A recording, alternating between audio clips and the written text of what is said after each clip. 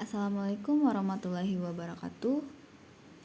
Hai semua, perkenalkan nama saya Rahma Wahyuni dengan NIM 21105420017 dari kelas S1 jurusan Ekonomi, Fakultas Ekonomi dan Bisnis Universitas Andalas Kampus 2 Payakumbuh. Di sini saya ingin menjelaskan tentang hasrat berkonsumsi menurut John Maynard Keynes. Terlebih dahulu, kita ketahui dulu ya siapa sih John Maynard Keynes ini. John Maynard Keynes terlahir di keluarga akademisi pada 5 Juni 1883 di Cambridge. Keynes memulai pendidikannya di taman kanak-kanak lalu melanjutkan ke sekolah persiapan sebelum akhirnya berhasil memasuki Eton, sebuah sekolah bergengsi di Inggris. Setelah menyelesaikan pendidikannya di Eton, John Maynard Keynes berhasil mendapatkan beasiswa dan karenanya dia berhak mendapatkan kesempatan untuk mengenyam pendidikan di Cambridge University. Karya terbaik Keynes yang berjudul The General Theory of Employment, Interest and Money. John Maynard Keynes meninggal pada 21 April 1945 di Sussex, Inggris. Buku yang berjudul The General Theory of Employment, Interest and Money pada tahun 1936 yang dibuat oleh John Maynard Keynes. Karya ini mengambil tempat yang setingkat dan sejajar dengan karya-karya besar. Judul buku ini dirumuskan sebagai teori umum mengenai kesempatan kerja, bunga, dan uang. Pada hakikatnya, teori Keynes dapat dipandang sebagai suatu teori tentang pendapatan dan kesempatan kerja. Ada 3 pokok pemikiran dari John Maynard Keynes.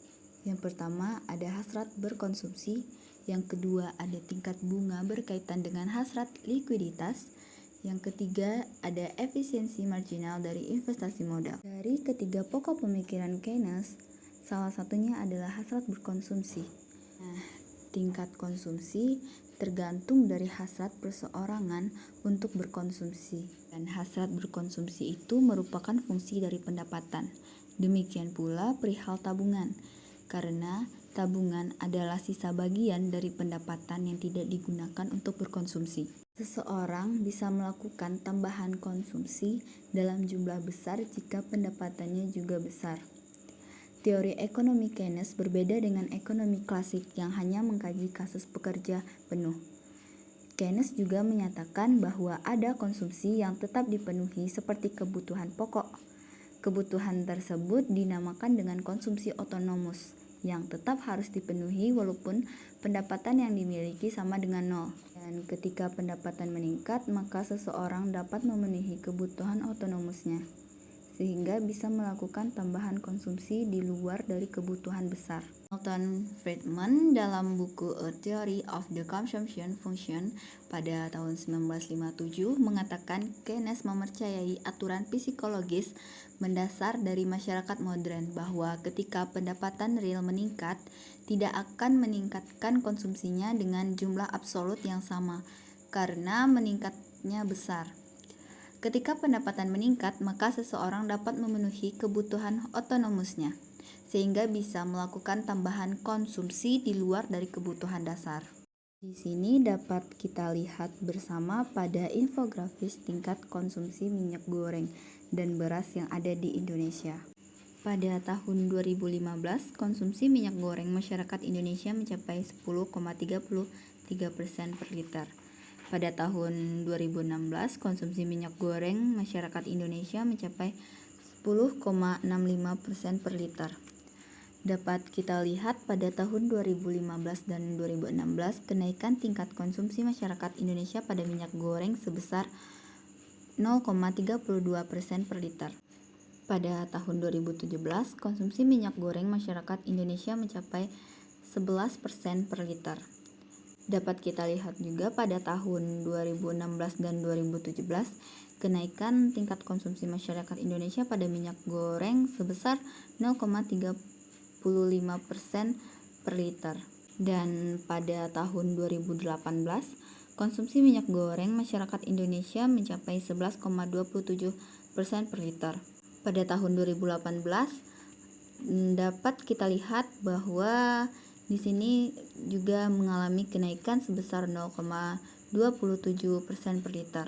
Jadi rata-rata dari konsumsi masyarakat Indonesia pada tahun 2015, 2016, 2017, dan 2018 sebesar 10,81% per liternya. Sedangkan pada beras, tingkat konsumsi masyarakat Indonesia adalah pada tahun 2015 sebesar 33,30% per ton dan 2016 sebesar 37,56% per ton. Dapat kita lihat perbandingan antara tahun 2015 dan 2016. Tingkat kenaikan konsumsi pada beras sebesar 4,26% per tonnya. Pada tahun 2017 sebesar 30,01% per ton. Kalau kita bandingkan 2016 dengan 2017, dapat dilihat tingkat konsumsi pada beras menurun sebesar 7,55% per tonnya. Dan pada 2018 sebesar 29,57% per tonnya. Dan jika kita bandingkan dengan tahun 2017 dan 2018 juga mengalami penurunan kembali sebesar 0,44% per tonnya. Dapat disimpulkan bahwa dari keempat tahun tersebut, tingkat tertinggi konsumsi masyarakat terhadap beras sebesar 37,56%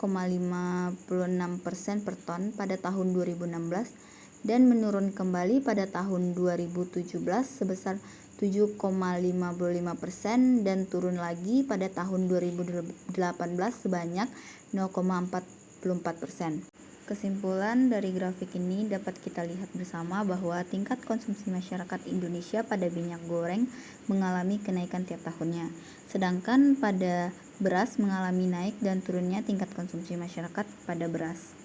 Itulah materi yang dapat saya sampaikan. Apabila ada kata yang salah, saya mohon maaf.